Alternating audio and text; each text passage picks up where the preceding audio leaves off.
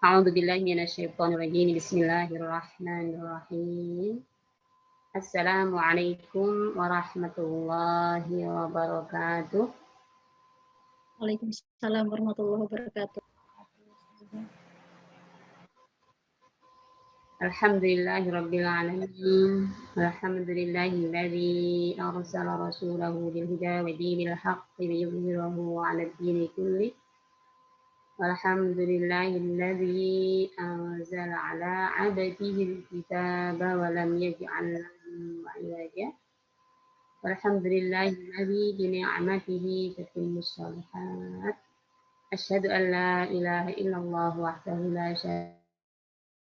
شريك له وأشهد أن مولانا محمدا عبده ورسوله لا نبي بعده اللهم صل وسلم على سيدنا حبيبنا ومولانا محمد وعلى آله وأصحابه ومن سار على دينه أما بعد.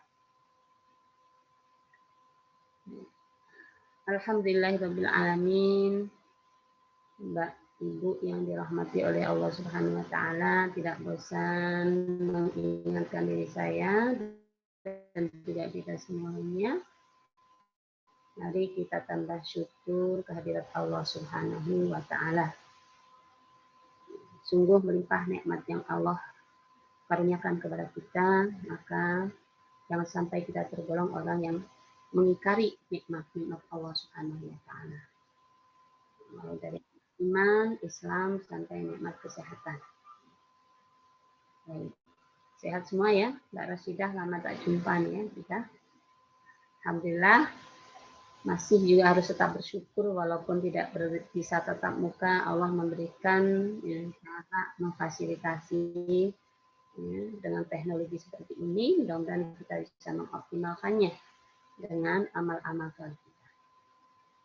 Salat dan salam mudah-mudahan tetap tertuju pada junjungan kita Nabi Muhammad Sallallahu Alaihi Wasallam.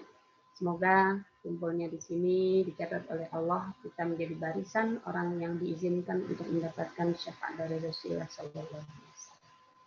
Tidak lupa juga yang saya ingatkan kepada diri saya dan juga kita semuanya, kita berkumpul di sini semata menggapai ridha Allah, beribadah kepada Allah, mencintai ayat-ayat Allah Subhanahu wa Ta'ala. Baik, Mbak Rasidah dan juga ya, mbak-mbak, ibu-ibu yang dirahmati oleh Allah Subhanahu wa Ta'ala, sudah kita mulai ya surah An-Baqarah pada pekan lalu. Sekarang kita akan melanjutkan izin share screen.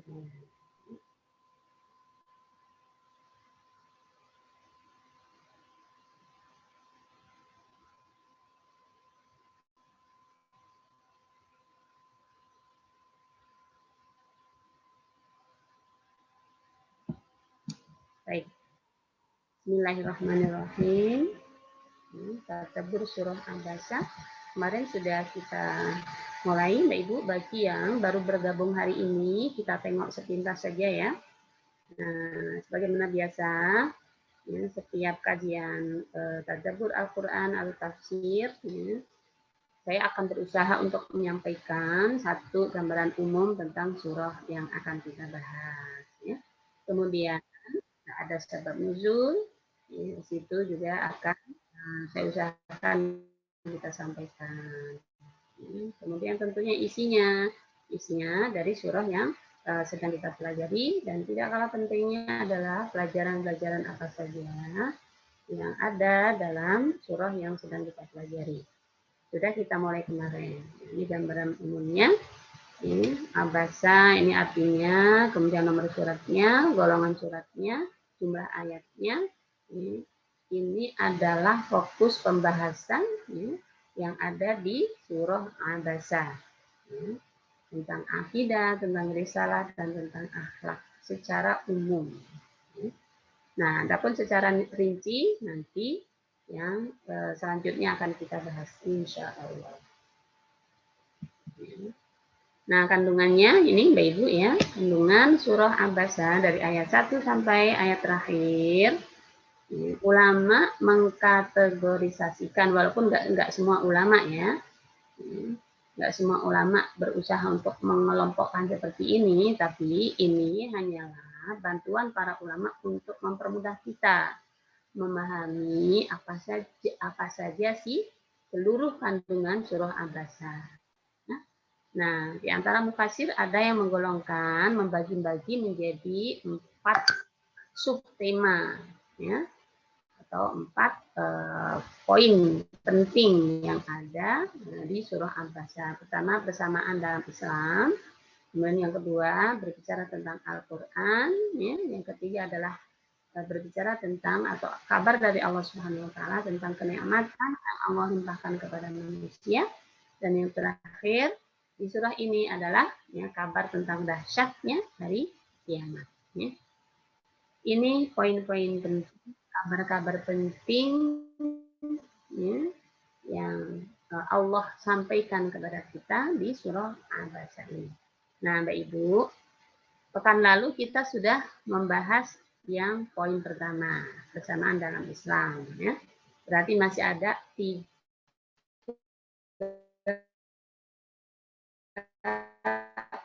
subtema atau 3 poin yang kita bahas. Adapun selesai dan tidaknya, ya saya tidak bisa menjanjikan ya. Semoga selesai ya Mbak Rasidah ya.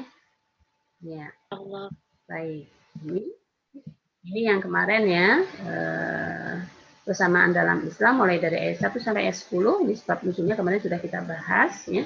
Semoga masih ingat ya datangnya siapa Mbak Ibu? Ada seorang namanya Abdullah bin Ummi Maktum. Abdullah bin Ummi Maktum yang beliau adalah seorang yang sahabat ya, yang baik ya. Ciri fisiknya salah satunya adalah buta. Nah, datang menemui Rasulullah Shallallahu Alaihi Wasallam. Nah, pas saat itu beliau sedang menerima pembesar kaum Quraisy. Ya.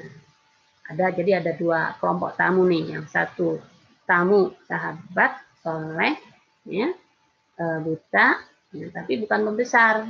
Tapi niatnya benar-benar tulus ingin menambah ilmu untuk mendekatkan diri kepada Allah. Tamu salah satu tamu. Nah, tamu yang kedua adalah kelompok pembesar Quraisy yang tentunya Rasulullah SAW sangat berharap ya, untuk bisa bergabung dalam barisan Islam.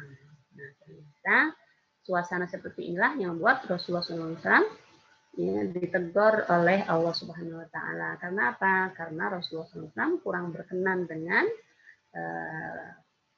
sikap Abdullah bin Ummi Maktum. Ringkasnya begitu. Ya. Nah, Abasa wa tawalla dan seterusnya sampai ayat 10. Ya.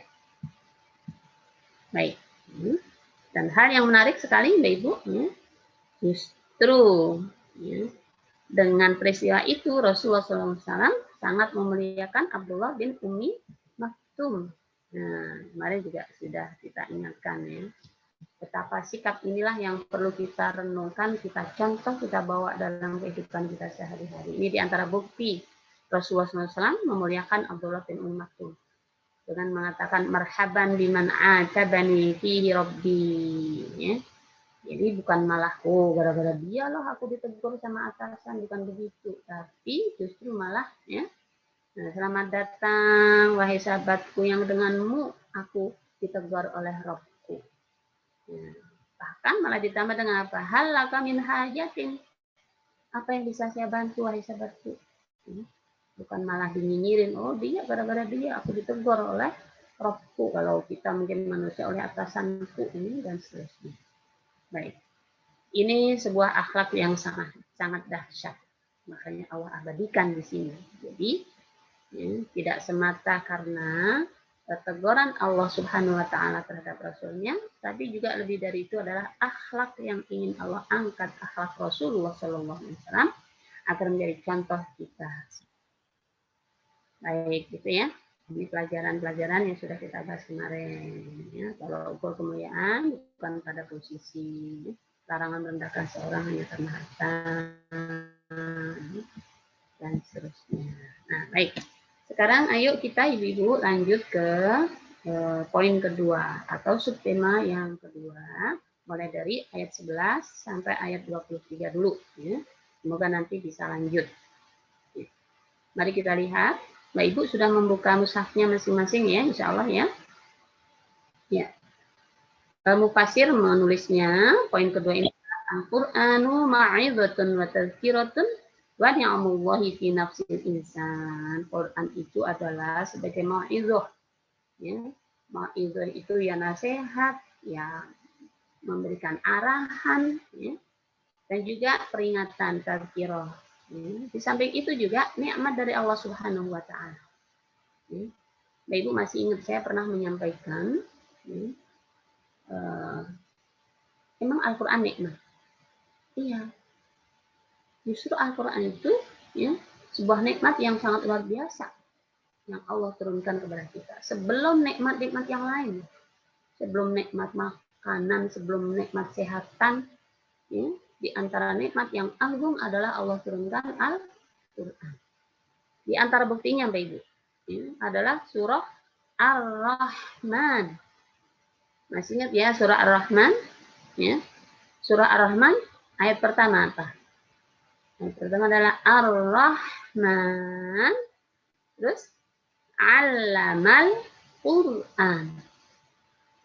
Ya. Di surah tersebut, Mbak Ibu, Allah menegur kita fabi ai ala rabbikuma tukadziban, nikmat yang mana lagi yang kalian dosakan, begitu kan? Puluhan kali, 30 lebih gitu. Ya. Sudah ada yang pernah menghitung belum? 30 lebih.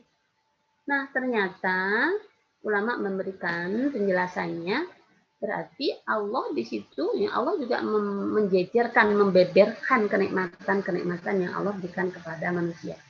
Nah, ya, yang termasuk yang sangat menarik adalah Allah dahulukan di antara nikmat itu adalah nikmat Al-Quran. Ya. Coba kalau seseorang nggak kenal Al-Quran, dia nggak bakalan bertauhid, gitu, nggak beriman kepada Allah, ya, gitu ya. Nah, ini makanya di sini ya, Al-Quran termasuk dari nikmat yang Allah berikan kepada jiwa manusia. Ya. Ini dari ayat 11 sampai ayat 23 ini bunyi ayatnya. Nanti kita lihat satu-satu. Nah, sekarang kita lihat ya, apa sih korelasi antara tema 1 atau poin 1 dengan poin yang ini. Ya. Baik, masih ingat ya dulu, ya bukan dulu banget sih ya, pernah saya sampaikan bahwa ada urutan turun dan ada turunnya Al-Quran maksudnya, dan ada urutan surat. Ada tartibun nuzul dan ada tartibus suwar.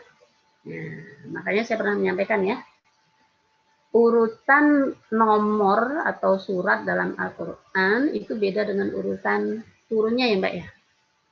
Ya, nah ulama ya setelah mengkaji sana sini menyimpulkan ternyata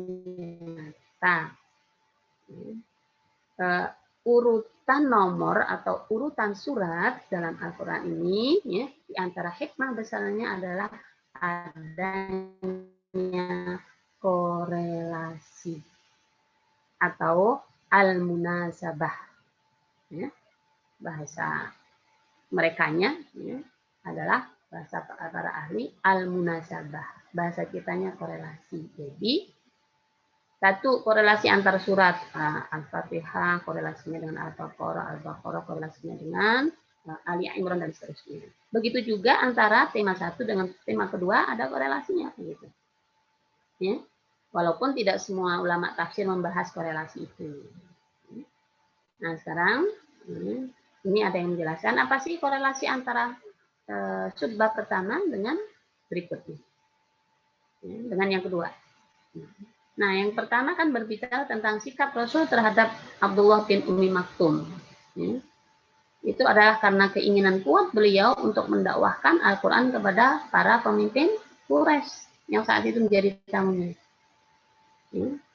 Karena ada hubungannya dengan Al-Quran. Nah, maka Allah jelaskan tentang Al-Quran berikutnya. Wahai Muhammad, ya, sebenarnya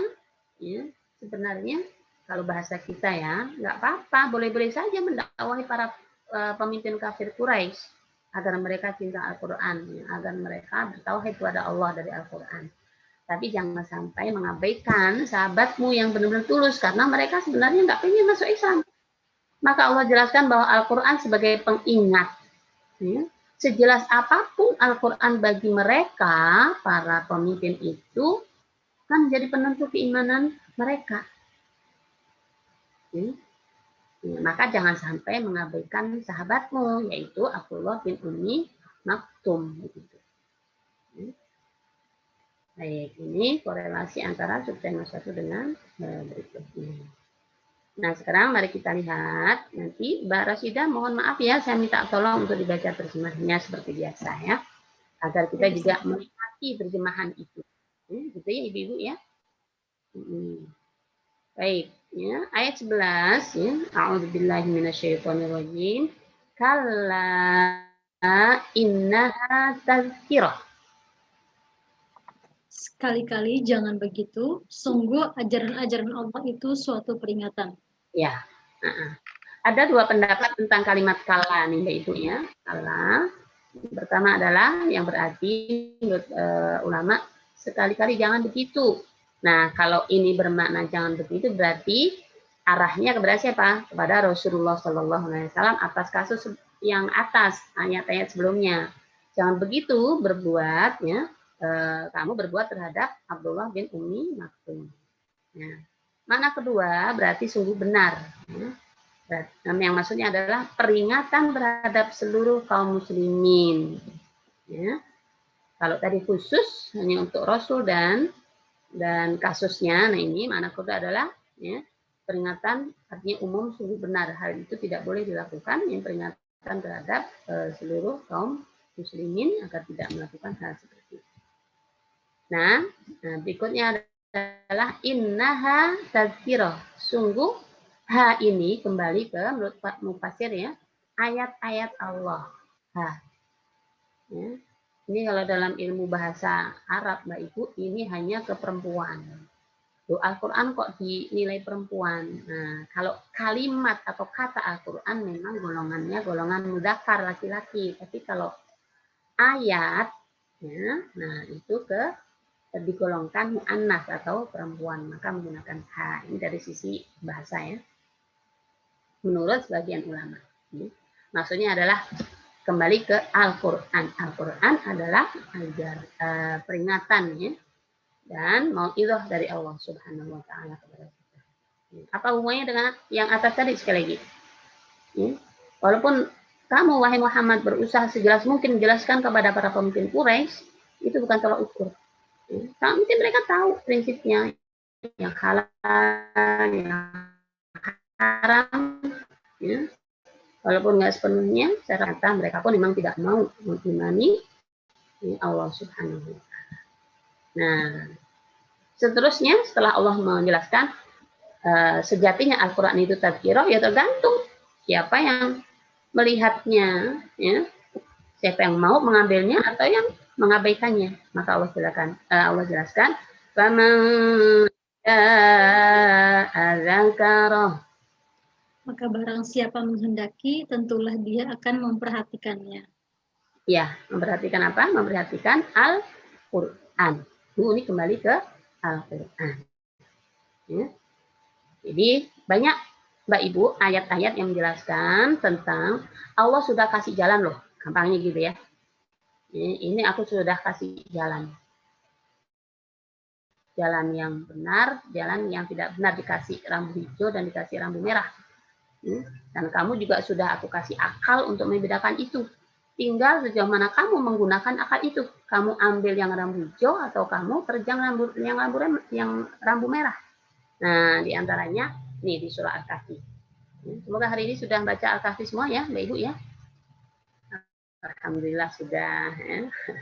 Bagi yang belum, insya Allah masih ada waktu sampai nanti ya menjelang maghrib. Ya, ini di surah Al-Kahfi, wa qulil haqqu min rabbikum faman syaa'a falyu'min wa man syaa'a falyakfur. Ya, dan katakanlah, siapa yang disuruh? Rasulullah SAW. Kebenaran itu datangnya dari Tuhanmu. Maka barang siapa yang ingin beriman, hendaklah dia beriman, dan barang siapa yang ingin kafir, ya, itu pilihan dia. Itu pilihan dia. Tapi hal yang harus kita ingat, Ibu, semuanya ada konsekuensinya. Dan yang kedua adalah Allah sudah memberikan bekal berupa satu, akal sehat. Kedua, Allah sudah mengutus utusannya, Rasul. Ketiga, Allah sudah memberikan kurikulumnya, jalan jelasnya, peta jalannya, itu Al-Quran. Kurang apa? Tanpa fasilitas berupa satu, kemampuan membedakan berupa akal, ya. Yang kedua, Allah berikan contoh figurnya Rasulullah, ya. Yang ketiga, ibaratnya kalau sekolah ada kurikulumnya, ada guidance-nya, sudah ada juga, ya. Sudah sangat lengkap. Tinggal sekarang, ya, menentukan pilihannya. Ini ya, faman syaa dzakara. Nah, selanjutnya Allah menjelaskan bagaimana positioning Al-Quran, ya. Fi suhufin mukarramah. Dia Al-Quran dalam lembaran atau kitab-kitab yang dimuliakan di sisi Allah. Iya, suhuf artinya lembaran. Ulama juga mengartikan lauh mahfuz. Ya. Yakni Al-Quran itu adalah kitab yang sangat mulia, tersimpan di tempat yang mulia. Ya. Nah, masih juga tentang Al-Quran. Ya. Marfu'atin mutahharah. Yang ditinggikan dan disucikan. Ya, yang ditinggikan dan disucikan. Ya, ini tafsirannya saya ambil dari sebuah kitab tafsir yang kurang lebih artinya Al-Quran itu ditinggikan kedudukannya di sisi yang maha tinggi. Rafi'atul qadri indallah. Munazzahatun. Ya, nah inilah yang masuha illal mutahharun. Ini sebuah ayat yang Ibu. Ya. Musonatun an syayatin wal kufar. Al-Quran itu terlindung dari syaitan dan dari orang kafir. Orang kafir mau mengubah-ubah, mau ngacak-ngacak. Ya. Inna nahnu nazzalna dzikra wa inna lahu lahafizun, kata Allah. Allah yang menurunkan dan Allah lah yang menjaganya.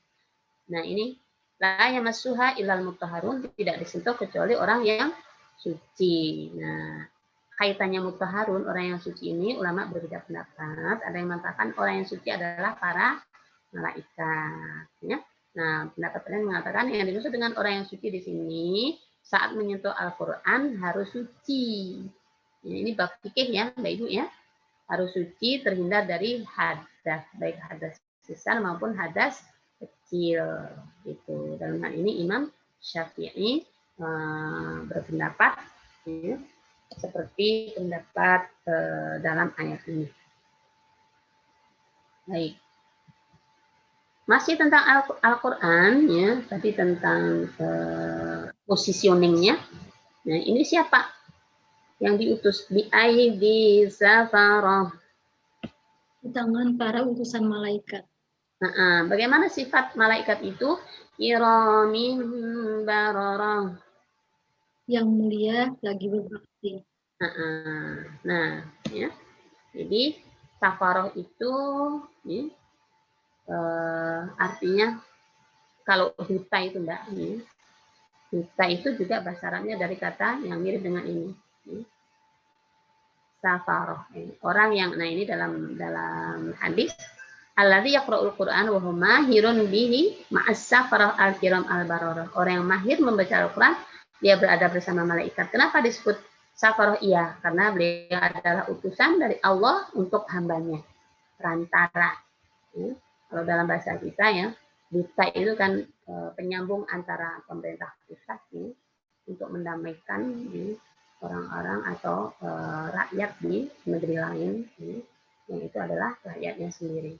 Malaikat yang terhormat ya, dan orang yang terbata-bata dalam membaca Al-Quran serta mengalami kesulitan, maka baginya 2 pahala. Ya, bagi Mbak Ibu yang merasa ya dirinya ada kesulitan dalam membaca Al-Quran, mari kita bawa hadis ini menjadi motivasi. Nah, bagi yang tidak merasa terbata-bata, marilah kita jadikan ayat hadis ini menjadi motivasi sebagai orang yang mahir membaca Al-Quran. Baik. Jadi semuanya diakui, dihargai oleh Allah, baik yang mahir maupun yang masih terbata-bata. Nah, ini hubungannya dengan safaroh tadi ya. Safaroh adalah malaikat. Nah, di antara bukti kemuliaan Al-Quran adalah kemuliaan malaikat yang menurunkan dan menjaga Al-Quran. Saking mulianya Al-Quran, yang menjaga, menurunkan, yang dipilih malaikat yang mulia. 3 sifat malaikat di surat ini. 1, safaroh. Safaroh itu maksudnya adalah utusan, ya, menjadi perantara antara Allah dan hamba Allah Subhanahu wa ta'ala. Sifat kedua, kiram, mulia. Sifat ketiga adalah baroroh, taat dan berbakti pada Allah Subhanahu wa ta'ala. Nah, ini Mbak Ibu. Ini saya ambil dari ayat lain, ini bukti kemuliaan Al-Quran. Pernah saya sampaikan kan, ya saya ingatkan kembali, apalagi ini sebentar lagi bulan Ramadan, ya. Mari kita resapi ya, kemuliaan Al-Quran. Al-Quran itu, ini ditulis oleh seorang ulama, ya, adalah asrofu kitabin, kitab yang termulia. Karena kitab termulia, ya, nazala atau nuzilah bihi asrofu malakin, diturunkannya dengan perantara malaikat yang termulia. Bahkan nabinya pun juga dipilih nabi yang termulia.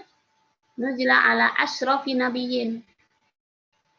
Nah, umatnya pun, ya, kita, Mbak Ibu semuanya, adalah asrofu ummatin. Nuzila li asrofi ummatin. Diturunkan untuk umat yang termulia. Ya. Nuzila fi asrofi sahrin bahkan. Nah, ini Mbak Ibu sekali lagi. Kapan diturunkannya Al-Quran? Di bulan Ramadan. Apakah bulan Ramadan itu? Nah, bulan Ramadan adalah asrofu sahrin. Bulan yang termulia. Ini bulannya. Nah, terus malamnya kapan? Inna anzalnahu fi lailatul qadar. Sampai malamnya pun juga Allah pilih malam yang termulia. Terus di mana diturunkan? Ya, di mana diturunkan? Diturunkan di Makkah. Nuzila fi asrofi buqa'atin. Ya, di tempat yang termulia.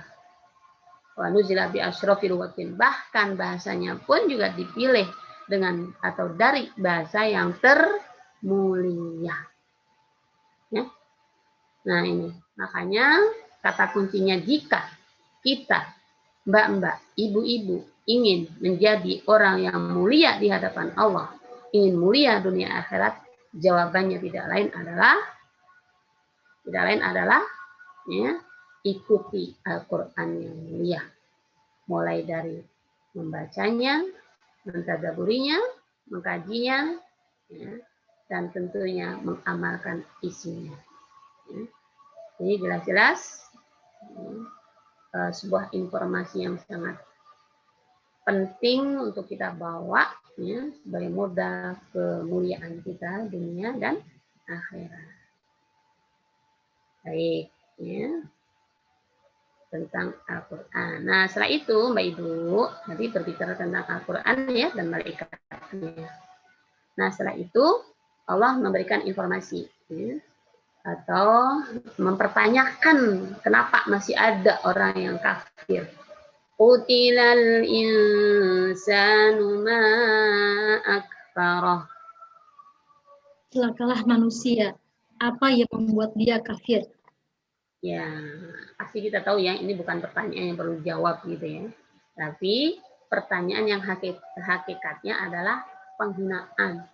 Kok bisa gitu loh ya, kalau ibu-ibu, kok bisa sih kayak gitu ya. Nah, ini tentunya nggak perlu dijawab, tapi apa, saking herannya, saking kebangetannya gitu ya, saking celakanya, saking dahsyatnya kerusakannya, ya, maka Allah ungkapkan kutilal insan, terlaknatlah. Kutilah, kotala itu kan membunuh, kutilah terbunuh, ya, terlaknatlah, hancurlah, terhinalah, ya, orang-orang kafir yang sudah dijelaskan Al-Quran begitu indahnya, ternyata mereka tidak mau membuka akal dan jalan untuk mengetahui isinya dan mengimaninya. Apalagi sekarang kan sudah begitu mudah ya Mbak ya untuk mencari isi Al-Quran. Tinggal klik Apapun bisa dicari tentang kebenaran itu. Baik, setelah Allah Subhanahu wa taala menegaskan kehinaan orang kafir, berikutnya Allah Subhanahu wa taala tunjukkan dengan rinci beberapa proses penciptaan dan perjalanan manusia yang seharusnya dengan nikmat dan bukti tersebut mereka terbuka untuk beriman kepada Allah Subhanahu wa taala, ya. Nah, jadi ayat sebelumnya akan berbicara tentang keagungan Al-Qur'an. Kemudian Al-Quran surah seagung itu loh, mosok masih juga kafir. Nah, terus berikutnya Allah ingin kuatkan kembali. Masih begitu coba, ya kalian ingat proses penciptaan kalian. Nah, gitu ya. Nah, maka Allah lanjutkan. Min ayyi syai'in khalaqah. Dari manakah dia Allah menciptakannya? Ya, ini tentunya sekali lagi ya, bukan ingin dijawab, tapi Allah ingin mengajak kita berpikir. Dari manakah dia dan kita semuanya? Ya, Allah menciptakannya. Nah, makanya Allah jelaskan kembali min nutfatin khalaqahu faqaddarah. Dari setetes mani dia menciptakannya lalu menentukannya. Ya. Tsummas sabila yassarah. Kemudian jalannya dia mudahkan. Ya, setelah Allah tunjukkan bahan baku atau proses awal Allah ciptakan manusia, ya, Allah berikan informasi, kemudian jalannya dia mudahkan, Allah mudahkan. Ada dua makna yang dimaksud dimudahkan jalannya ini, baik ya. Pertama adalah dimudahkan keluar dari perut ibu saat lahir ya. Makanya Mbak Ibu, ada sebagian orang yang meyakini makna pertama ini, sehingga kalau ada saudara teman yang mau lahiran, dibacain banyak surat ini, ayat ini. Sambil dibacain, sambil dielus-elus perutnya gitu ya. Nggak salah juga sih, karena memang ini salah satu maknanya dimudahkan keluar dari perut ibu. Ada yang sudah hamil di sini? Atau yang sedang hamil, atau yang mau lahiran? Nah, bisa mengingat ayat ini. Iya? MC Ustazah. MC-nya, Barasidah, Barakallah, Barasidah. Sudah berapa bulan? Alhamdulillah, Ustazah. Oh, iya. Barakallah, ikut bahagia ya, semoga sehat, nanti lahir jadi anak soleh-solehah, mulia di sisi Allah. Amin ya rabbal alamin. Nah, ini yakin ya, Barasidah, tsummas sabila yassarah, dan tentunya kita juga berusaha secara kesehatan, menunya, ya, olahraganya dan seterusnya. Ada dua makna, pertama dimudahkan keluar dari perut ibu, yang kedua dimudahkan untuk memilih jalan yang benar. Coba Mbak Ibu. Sudah difasilitasi oleh Allah Subhanahu wa taala. Sampai memilih jalan yang benar, ya dimudahkan oleh Allah Subhanahu wa taala. Tadi sudah saya jelaskan. Dikasih modal akal, dikasih profil ya, yang menunjukkan yaitu Rasul. Kalau kita sekarang kita nggak melihat Rasul, kan ada peninggalan Rasul, sirahnya. Ya, maka penting juga mempelajari sirah, sejarah Rasul, hadis-hadisnya. Penting juga kita mempelajari hadis-hadis Rasulullah SAW. Ya. Nah, ini di antara buktinya, ya, di antara bukti dimudahkan untuk memilih jalan, wahadainahun najdain, yang artinya sungguh aku berikan kepadanya najdain, dua jalan. Ya. Ditunjukkan dua jalan, jalan yang baik dan jalan yang tidak baik. Tinggal kalian milih. Juga di surah Ad-Dahr atau Al-Insan, inna hadainahu sabila imma syakiran wa imma kafura. Ya, sungguh aku berikan yang jalan, ya terserah kamu. Kamu milih yang mana? Kamu menjadi orang yang bersyukur atau menjadi orang yang kufur. Ya. Ini menguatkan pendapat yang kedua. Baik. Nah, setelah keluar dari perut ibu, mengetahui mana yang baik, mana yang tidak baik, maka Allah kabarkan, summa amatahu fa'aqabarah. Kemudian dia mematikannya, lalu menguburkannya. Summa idza syaa'a ansyarah. Kemudian jika dia menghendaki, dia membangkitkannya kembali. Ya, maksudnya membangkitkannya ya kapan waktunya sesuai dengan kehendak Allah, bahwa manusia akan bangkit, pasti akan bangkit ya. Setelah dimatikan oleh Allah akan dibangkitkan gitu ya. Baik. Nah, ada hal yang menarik Mbak Ibu. Tadi disebutkan apa? mati ya, disebutkan mati dan disebutkan bangkit. Nah, ada ulama mufasir yang menjelaskan menarik ini menurut saya, kematian. Wal imatatu satrun lil uyub ba'dal harami awil marad. Kematian itu satrun, penutup, satir. Satir itu kan nutup ya. Lil uyub, terhadap aib seorang ba'dal haram, setelah dia tua rentak, atau yang menutup dari marad, sakit. Jadi daripada sakit kepanjangan maka Allah ambil ruhnya, mati. Hanya saja ya tinggal pertanyaannya setelah itu, tambah sakit atau tambah enak gitu. Nah, itu tentang kematian. Nah, kubur, kenapa dalam Islam ini harus dikubur mayat? Itu nih, takrimatun haitsu lam yakiri thair wasiba. Dikubur itu bentuk perlindungan dari Allah Subhanahu wa taala dan pemulihan dari Allah Subhanahu dari serangan binatang. Agar bangkainya, ya, kalau orang kafir kan bangkainya, agar jasadnya, agar mayatnya tidak dimakan oleh binatang. Ini juga bentuk syariat sebagai pemuliaan Allah terhadap manusia loh. Coba kalau manusia dibiarin nggak ada syariatnya dikubur, ya, digeletakin saja, ya, akan dimakan binatang. Ya, dan ini bentuk bagian dari bentuk sangat mungkin ya bagian dari kehinaan. Wal insar, ya, kebangkitan itu adalah ba'ats adlun wa fadlun. Ini adalah momen keadilan nanti di sisi Allah Subhanahu wa taala. Dan bagi yang beramal baik, maka bukan hanya keadilan, tapi limpahan keutamaan dari Allah Subhanahu wa taala. Baik. Nah, setelah Allah jelaskan tadi ya, proses penciptaan, kalian akan mati, kalian akan bangkit, ya. Nah, Allah jelaskan hal yang termasuk tidak serius, penting. Kalla lamma yaqdi ma amarah. Sekali-kali tidak. Manusia itu belum melaksanakan apa yang diperintahkan Allah kepadanya. Ya, ini Bapak Ibu.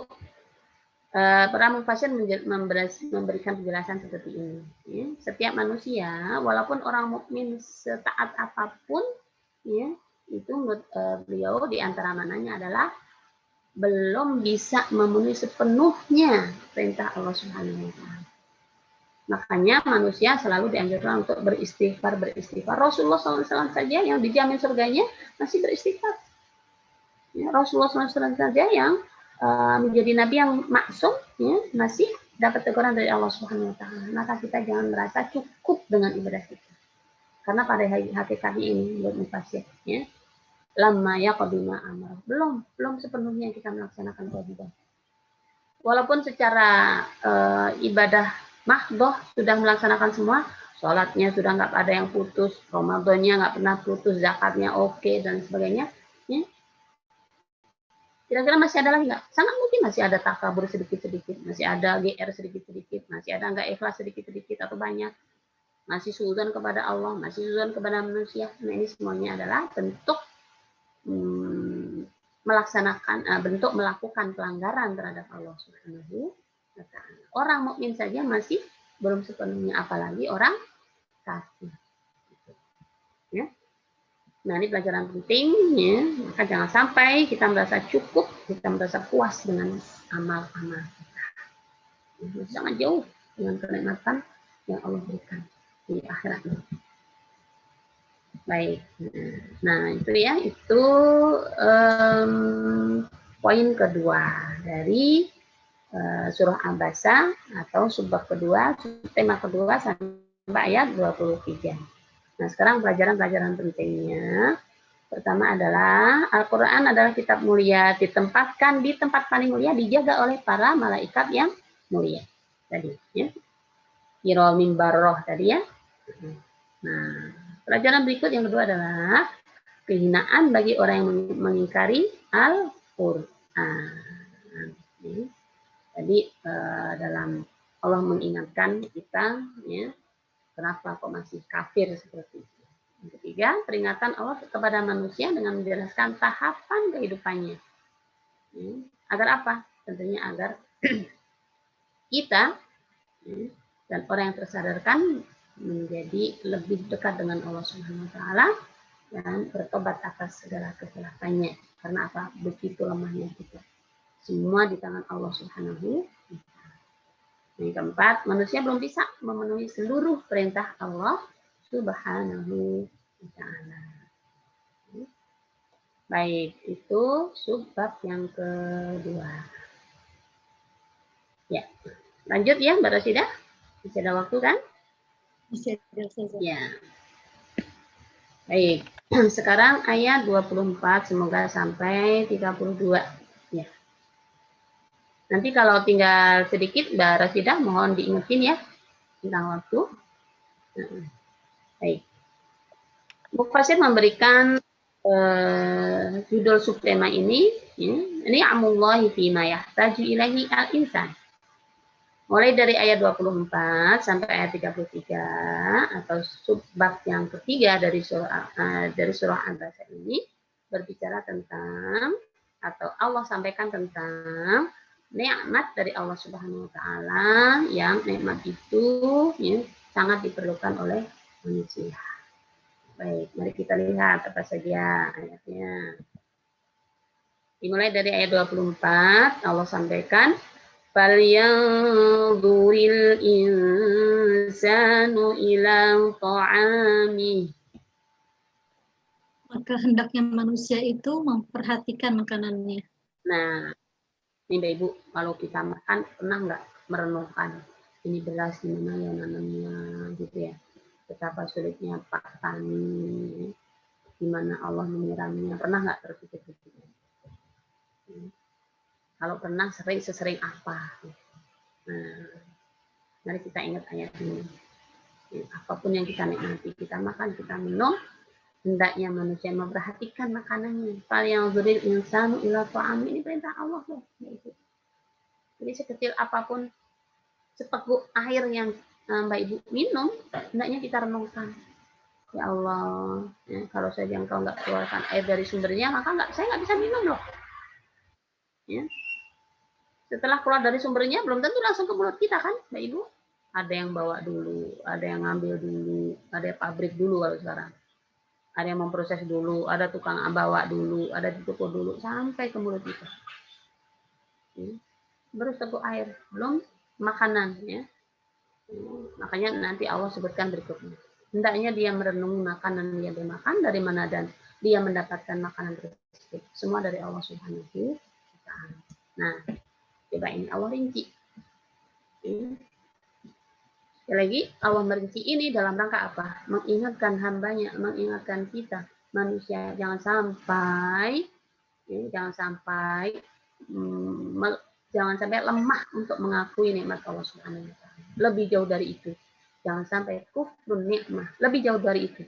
Jangan sampai tidak mengakui semuanya ini datangnya dari Allah Subhanahu wa taala. Maka Allah rinci. Mulai dari apa ini? Air. Anna sababnal ma'a sabba. Kamilah yang telah mencurahkan air melimpah dari langit. Nah, gitu ya. Allah ajak berpikir kita. Nah, maka Mbak Ibu, kalau kita melihat curahan air yang melimpah, ya, ada hujan, maka kita disunahkan untuk membaca apa? Allahumma sayyiban nafi'an. Ya Allah, semoga hujan ini adalah hujan yang bermanfaat. Bukan hanya air, pertama disebut air. Ya. Allah ngajak berpikir kita kan akan makanan. Ya. Pertama Allah ajak kita berpikir tentang air. Untuk apa air? Air untuk menyirami benih-benih biji-biji. Ya. Nah, setelah air, ya, biji kan perlu tanah. Maka Allah sebutkan summa syaqaqnal arda syaqqa. Kemudian kami belah bumi dengan sebaik-baiknya. Ya. Ya. Dibelah buminya. Kalau nggak Allah belah, nggak numbuh itu biji. Nah, itu kadang jarang orang berpikir jauh itu. Taunya yang penting aku bisa beli, aku punya duit, bisa beli, ya udah. Nah, kita diajak berpikir ke sana. Setelah Allah ingatkan air, Allah ingatkan tanah, nah, Allah ingatkan siapa sih yang memberi bijian. فأنبتنا فيها حبا. Lalu di sana kami tumbuhkan biji-bijian. Ya, kan Mbak Ibu, subhanallah. Numbuhnya juga sesuai dengan biji karakternya masing-masing. Gitu ya. Nah, masih Allah sebutkan lagi di antara rezekinya.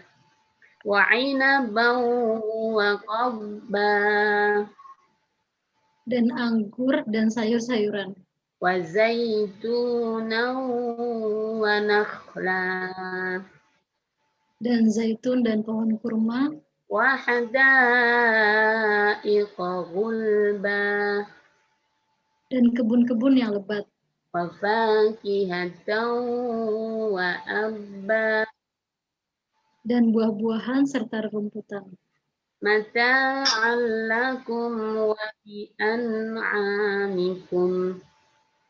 Semua itu untuk kesenangan kalian dan untuk hewan-hewan ternak kalian. Nah, ini Mbak Ibu. Allah rinci, detilkan kenikmatan demi kenikmatan ya yang Allah berikan kepada kita. Ya. Kita nggak mungkin mengingkari. Emang ada orang yang nggak mau makan. Matilah dia. Emang ada orang nggak mau buah-buahan, nggak mau air. Nggak ada orang nggak perlu air, nggak perlu buah. Semua manusia perlu. Ya, maka tadi subtema ini mengingatkan betapa kita perlu loh yang Allah sebutkan di sini. Ya, kenapa disebut biji? Ya, karena biji ini sebagai apa? Bahan makan pokok. Walaupun beda-beda, orang Indonesia makannya nasi kan juga biji. Ya, orang Eropa makannya apa Mbak? Tepung, roti, itu kan juga dari biji. Ya, di belahan Afrika juga dari biji. Ya, sebagai makanan pokok. Nah, pelengkapnya sayur dan lain sebagainya. Nah, nih Mbak Ibu kalau dihitung, ya, 10 kenikmatan dan kekuasaan yang Allah sebutkan dalam surat ini kebangetan kalau nggak kita ingat dan kita syukur. Yang pertama adalah tadi ya, air. Ya, air, untuk apa air? Untuk menyiram. Ya. Kemudian tanah, tempat tumbuhnya. Ya. Kemudian yang ketiga, tadi ya, biji. Ya. Yang berikut adalah wa'inabau wa qotba, anggur dan sayur-sayurannya. Kemudian wa zaitun wa nakhla, ya, zaitun dan kurma, ya, wa hadaiqa ghulba, ya, dan kebun yang lebat, bahkan wa fakihatan dan buah-buahan wa abba dan rumputan. Begitu Allah merinci kenikmatan yang yang diperlukan oleh manusia. Nah, hal yang menarik nih Mbak Ibu. Yang Allah rinci tadi, ya, kekuasaan dan kenikmatan yang Allah rinci tersebut adalah diperuntukkan untuk manusia. Ta'allakum, ya, agar kalian senang.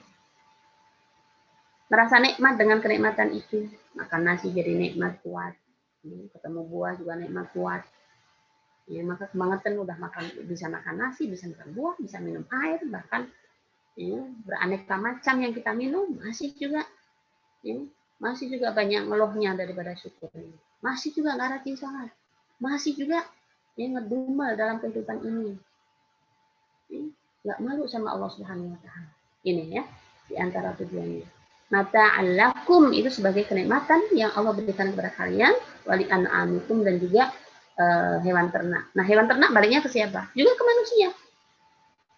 Bukan hanya untuk dia, kan hewan ternak juga untuk manusia. Nah, ini ayat lain ya di surah Al-Jathiyah, wa sakhkhara lakum ma fis samawati wa ma fil ardi jami'an min. Nih, baik Bu. Jami'an ada kata jami'an min. Dan dia Allah menundukkan apa yang ada di langit dan apa yang ada di bumi, yakni semuanya. Nih, Bapak Ibu, ada kalimat jami'an minhu, semua-muanya itu ya, minhu dari Allah Subhanahu wa taala. Ditundukkan pada lakum, kepada kalian. Ya. Artinya untuk manusia. Nah, itu sebagai ayatin liqaumi yatafakkarun, kebangetan kalau kita nggak mau mikir dengan kekuasaan Allah tersebut. Tidak kebangetan kita kalau nggak mau memikir tentang kenikmatan yang Allah limpahkan tersebut. Ya. Baik. Ya. Nah, beberapa pelajarannya di antara kewajiban manusia adalah mengakui kenikmatan dari Allah Subhanahu wa taala. Nah, Ibu, saya sering memberikan contoh. Ya. Manusia itu gampang banget untuk ngeluh di hadapan Allah. Punya gigi puluhan kan, begitu sakit satu, ya, ngeluhnya seakan-akan gigi kita sakit semuanya. Padahal yang sakit cuma satu, ya kan? Sehatnya puluhan tahun, begitu sakit sekali sehari, ya, seakan-akan ya, tahunan kemarin kita merasa sakit semuanya. Padahal sakitnya baru sehari 2 hari, sepekan 2 pekan, sebulan 2 bulan. Kalaupun toh tahunan, nah mungkin masih lebih banyak sehatnya daripada sakitnya. Termasuk proses panjang makanannya. Tadi ya Allah mengingatkan biji disiram, ditanam, membuka tanahnya dibelah, ya, tumbuhan dan seterusnya. Dan aneka serta banyaknya jenis makanan dan kenikmatan yang tiada terhingga. Itu kewajiban kita untuk mengakui kenikmatan yang Allah sebutkan tadi. Yang kedua, di antara wujud rahman rahim Allah Subhanahu wa taala adalah Allah ciptakan isi bumi dan isinya ini termasuk langit adalah untuk mata'an lakum, untuk kita, untuk manusia. Ya. Sekali lagi, kita harus malu di hadapan Allah Subhanahu wa taala baik itu. Ya. Kalau masih protes sama Allah, lebih banyak ngeluhnya, nggak mau beribadah, masih melaksanakan maksiat. Sudah Allah kasih badan sehat, kuping normal, hidung normal, mata normal, masih juga bermaksiat kepada Allah Subhanahu wa taala. Kita harus malu di hadapan Allah Subhanahu wa taala. Nah, pentingnya menghindari kufur nikmat. Ya. Baik, ini poin yang ketiga atau subtema yang ketiga. Mari kita lihat jamnya, jam berapa ya, Mbak Rasidah? Mau kita selesaikan? Ustazah, kita selesaikan saja. Kita selesaikan ya, lanjut ya? Ya. Oke, insya Allah. Ya, itu yang ketiga ya tadi, Mbak Ibu. Nah, yang keempat berikutnya adalah ahwalu. Ini ya Mufasir memberikan judul atau mengkategorisasikan ya ayat-ayat terakhir ini, kelompok ayat terakhir dengan judulnya, subtemanya ahwalul qiyamah, dahsyatnya ya, hari kiamat. Bagaimana penjelasan Allah ya? Fa'idza ja'atis shakhah. Ya. Apabila datang. Maka apabila datang suara yang memekakkan, tiupan sangkakala. Ya. Ya, shakhah artinya suara yang sangat keras dan memekikkan telinga. Sehingga tatkala ditiupkan suara tersebut, semua orang akan meninggal. Dan ini pernah ditimpakan kepada kaum-kaum sebelumnya. Kaum Ad, kaum Samud, Mbak Ibu, disiksa oleh Allah dengan suara yang menggelegar sehingga dengan suara itu mereka mati. Ya? Gitu. Nah, suatu saat akan ada suara seperti itu, sohoh itu, yang membuat semua orang mati. Ya? Tiupan sangkakala. Insya Allah ya. Ini ayat yang memperkuatnya, wa nufiqa fis suri fasa'iqana fis samawati wa ma fil ardi illa ma Allah. Dan sangkakala pun ditiup, maka matilah semua makhluk yang di langit dan di bumi, kecuali mereka yang dikehendaki oleh Allah Subhanahu wa taala. Ya. Nah, bagaimana suasana hari itu? Allah gambarkan, yauma yafirrul mar'u min akhihi. Pada hari itu manusia lari dari saudaranya. Wa ummihi wa abi. Dan dari ibu dan ayahnya. Wa sahibatihi wa bani. Dan dari istri dan anak-anaknya. Nah, ya, 5 pihak yang disebut oleh Allah Subhanahu wa taala siapa tadi? Ya. Pertama adalah akhi, saudara. Ya kan? Ini akhi. Yang kedua apa? Ibu. Ketiga abi, bapak. Keempat sahibatihi, istri. Kelima bani, anak-anaknya. Nah, Allah sebut semua. Siapa mereka, Mbak Ibu? Ya, mereka adalah orang-orang dekat kita. 5 pihak yang disebut oleh Allah Subhanahu wa taala, saudara, kemudian ayah, kemudian ibu, kemudian istri, kemudian anak. Mereka ini adalah orang-orang dekat kita. Yang setiap hari mungkin seorang kerja siang malam di antara tujuannya adalah memberikan nafkah kepada orang mereka ini. Namun demikian, ya, dahsyatnya hari kiamat menjadikan mereka tidak peduli dengan orang yang paling dicintai sekalipun. Walaupun dengan orang yang paling dekat, yang paling dicintai, yang setiap hari dia berjuang untuk menghidupinya. Kenapa demikian? Likulli imri'in minhum yawma idzin sya'nun yughnihi. Setiap orang dari mereka pada hari itu mempunyai urusan yang menyibukkannya. Ya, sudah sibuk dengan dirinya masing-masing. Innakum mahsyuruna hufatan uratan ghuralan tsumma qara'a kama bada'na fi awwali khalqin nu'iduhu wa'dan 'alaina inna kunna fa'ilin. Ini ayat ya. Kama bada'na awwala khalqin nu'iduhu, ini ayat ya. Nah, kata Rasul, sungguh kalian akan dibangkitkan dalam keadaan tidak memakai alas kaki, telanjang dan belum dihitan.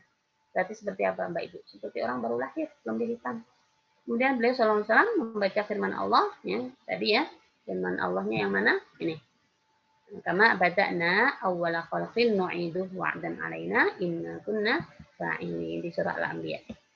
Bagaimana kami telah memulai penciptaan pertama, begitulah kami akan mengulanginya, itulah janji yang pasti kami tepati. Sungguhnya kamilah yang akan melaksanakannya. Nah, Mbak Ibu, nih, wahai Rasulullah SAW, apakah para laki dan para wanita dibangkitkan bersama-sama dalam keadaan telanjang? Tanya para sahabat ya. Dalam keadaan belum disunat, bukankah sebagian dari mereka akan melihat aurat yang lain? Maka kata Nabi apa? Perkaranya sangat dahsyat sampai-sampai orang tidak terpikir aurat orang lain. Nggak kepikir hal itu, Mbak Ibu. Makanya Mbak Ibu pernah melihat orang yang pernah mendampingi orang sakaratul maut nggak? Di antara tanda, di antara ciri orang sakaratul maut, itu baru sakaratul maut. Di antara ciri orang sakaratul maut itu adalah dia udah nggak peduli dengan auratnya. Kadang-kadang tersingkap, udah nggak kerasa tersingkap. Ataupun kalau terasa udah lupa dengan malunya. Karena apa? Karena sedang menghadapi ya, sakit yang sangat dahsyat. Nah, kalau Mbak Ibu mendampingi orang yang seperti itu, maka segeralah ya, orang sakit yang sudah seperti itu nggak peduli dengan auratnya, maka segeralah ya, dibimbing, ditalkin, dituntun, diingatkan, gitu ya. Karena urusannya lebih dahsyat, sampai terlupa dengan auratnya. Ya. Dan lebih penting, termasuk juga penting bagi kita. Ya. Nah, dari sekarang, Mbak Ibu, mari kita terbiasa, kita perempuan menutup aurat, memperhatikan aurat, agar besok saat kita mau menjelang menikah, saat sakaratul maut, kita masih tersadar dengan aurat kita. Gitu. Sehingga kalau kita masih tersadar dengan aurat kita, Allah insya Allah juga akan melindungi. Banyak di antara peristiwa, beberapa musibah-musibah, entah tsunami dulu, ya, banyak orang yang jenazahnya masih tertutup rapat. Itu sangat mungkin sebagai bukti saat di dunianya juga mereka sangat memperhatikan kewajiban dari Allah berupa menutup aurat. Nah, berikut Allah gambarkan dua golongan. Wujuhun yauma idzin musfirah. Pada hari itu ada wajah-wajah yang berseri-seri.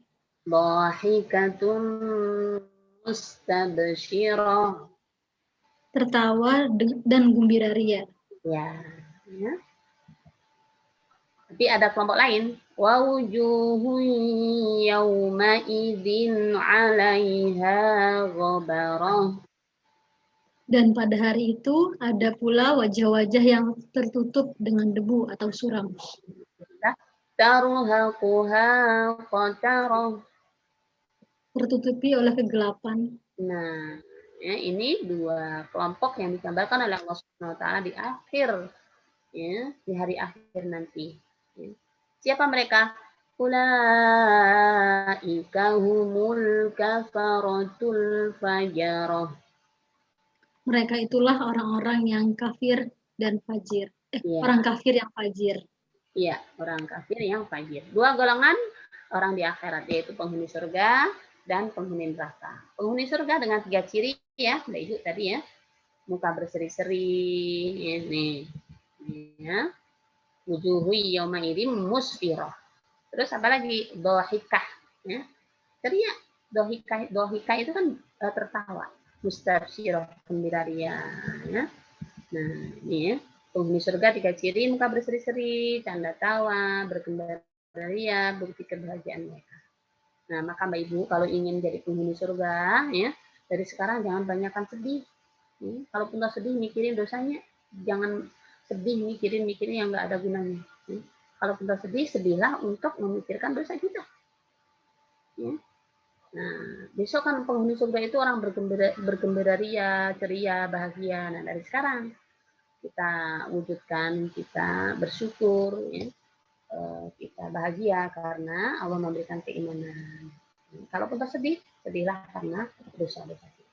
Penghuni neraka wajahnya tertutup dengan debu, suram dan dia. Insya Allah. Sekarang kita tertutup debu saja ribut, bingung. Nah, apalagi besok di akhirat sudah sedih, sudah sengsara, tertutup pulang mukanya.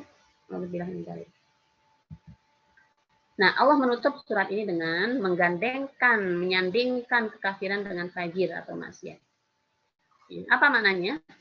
Atau apa di antara yang tersirat? Orang yang tertutup, kafir itu kan artinya menutup, Mbak. Menutup dari kebaikan, menutup hatinya tertutupi dari melihat kebaikan. Orang yang tertutup dari kebenaran akan ringan, maaf tuh tipu ya, akan ringan untuk melakukan kemaksiatan. Jadi mereka nggak merasakan bermaksiat ketika mereka tidak melihat kebenaran. Baik, beberapa pelajaran di subtema terakhir, peringatan dari Allah Subhanahu wa taala akan dahsyatnya hari kiamat tadi. Sampai orang nggak peduli dengan auratnya. Jadi surah Al-Hajj ya, sampai orang yang hamil bisa lahiran, ya, orang yang menyusui nggak peduli dengan yang disusuinya, ya, karena urusannya lebih dahsyat dari itu. Hendaknya kaum muslimin mengajak para kerabat dan orang yang dicintai untuk dekat dengan Allah Subhanahu wa taala. Jadi walaupun pisah, besok insya Allah ketemu lagi. Ya. Walaupun ya, pisah, insya Allah besok ketemu lagi jika orang-orang dekat kita adalah orang yang dekat dengan Allah Subhanahu wa taala. Dan ketiga, ada dua golongan di akhirat nanti, penghuni surga dengan cirinya dan penghuni neraka dengan ciri-cirinya. Jadi sudah ya. Nah, kewajiban kita adalah ini yang terpenting. Apa? Mempersiapkan diri untuk menjadi penghuni surga Allah Subhanahu wa taala. Amin amin ya rabbal alamin. Baik. Alhamdulillah sudah kita selesaikan ya Mbak Rasida kajian surah Abasa, walaupun agak sedikit ngebut ya. Ini tergolong agak ngebut di 3 sub tema terakhir. Mudah-mudahan kajian kita menambah satu kecintaan kita terhadap Al-Quran, terhadap Allah. Ya. Kemudian kedua, semoga Allah memudahkan kita untuk mengamalkan isi-isinya. Ya. Akhirnya yang kita harapkan Allah meridhai kita, Allah mencatat kita sebagai orang yang dimuliakan di dunia dan akhirat, terhindar dari siksa Allah Subhanahu wa taala. Amin amin amin. Wassalamualaikum warahmatullahi wabarakatuh.